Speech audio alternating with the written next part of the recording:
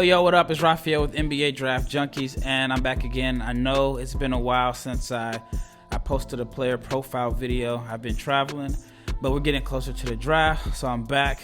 The content is about to really step up within the next week or so, simply because, I mean, it's crunch time. I think we're maybe 10 days away from the draft, so I got to keep my word and keep putting out content for you. And the player that I profiled today is Tyrese Maxey. Maxey's a player that I followed for a while. I live in the Dallas area, so I've had the opportunity to watch him work out. I've been to his games, and he's a special talent. I think that he came in highly touted. I think his stock has dropped a little bit based off of, going to Kentucky. I don't think that he was able to really fully showcase his game, which, is a situation that a lot of players that have came from Kentucky have had to sacrifice. So Maxey could be like the next Kentucky player that ends up being a much better pro than college player because he sacrificed so much at Kentucky. But before I get into the video, if you're not subscribed, please subscribe, like, share, comment. Again, I'm trying to put out the best NBA draft content on YouTube. Also, I've worn like this similar shirts and sweatshirts in the past. I don't know if you can see it because of the mic, but it's my brother's clothing line, 712jackets.com. If you're interested in buying, type in the promo code NBA Draft Junkies and you can save 10% off your purchase. But anyway, let's get into this video on Tyrese Maxey. Tyrese Maxey is coming off a strong freshman season where he averaged 14 points, 4 rebounds, and 3 assists per game and was named second team All-SEC. In my opinion, Kentucky freshman Tyrese Maxey's game and skill set are best suited for a high possession, fast-paced team where he'll have the opportunity to get out in the open floor. In his lone season in Lexington, 21% of Maxey's possessions were in transition, where he converted nearly 60% of his attempts, and his 1.235 points per possession ranked in the top 84 percentile in college basketball.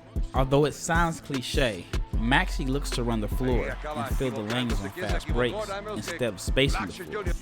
In today's game, I see a lot of players that prefer to shoot open threes in transition as opposed to attacking the rim, but not Tyrese Maxey. What I love most and my favorite part about Tyrese's game is that he loves to get downhill, where he can showcase his creativity and touch around the basket. Here's an example of a nifty finish where it looks like he switched hands around the rim. On this play, he drives to his left, but he finishes with the inside hand to throw off the timing of the defender. This is creativity right here. Euro steps around the defender, underhand scoop soft shot off the glass. Speaking of using the glass, check out the touch on this shot. He finishes an aggressive drive with a soft finish high above the square. To be honest, his finishing package is ridiculous. Now, I believe his floater game is the best in this draft class. I haven't seen too many players in all of basketball with Maxey's touch around the basket. For example, look at the angle on this shot. This is a difficult shot, but he made it look easy. And here it's a somewhat similar play, it's just he finishes from even further out. These last two plays are examples of him being able to convert floaters at weird angles. Here's another case where he's finishing with a high runner off the glass. On this play, he finishes with his left hand against one of the best defenders in all of college basketball. This play right here is just a perfect example of excellent touch. He attacks the closeout and finishes with just this weird, soft, throw it up in the air and it comes down. I mean, I don't even know what to say about his touch at this point.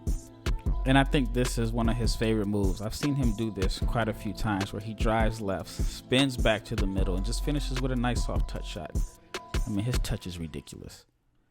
I don't really consider Maxey a 1 or a 2. In my opinion, he's just a ball player. He may not have the traditional size of a 2, but he's a threat to score when he's put in off-the-ball motion plays. This play is a really good example of his activity off the ball. No defender wants to chase a player across the floor like this for a full game, especially if he's getting blasted on screens. This is an area where Maxey can have an impact if he's on the floor with a dominant ball handler. As I mentioned earlier, I see Maxey as a ball player instead of a traditional 1 or 2. With that being said, I think he's a willing and more than capable passer that looks to make the right play. But there are some concerns about his NBA fit since he's undersized at 6'2" and didn't have a role as a primary initiator at Kentucky. I believe he'll be able to provide value as a playmaker due to his ability to get downhill and make basic reads, especially when the defense rotates to stop dribble penetration. Richards open. Walk out. Yeah, that's just too. Did he just...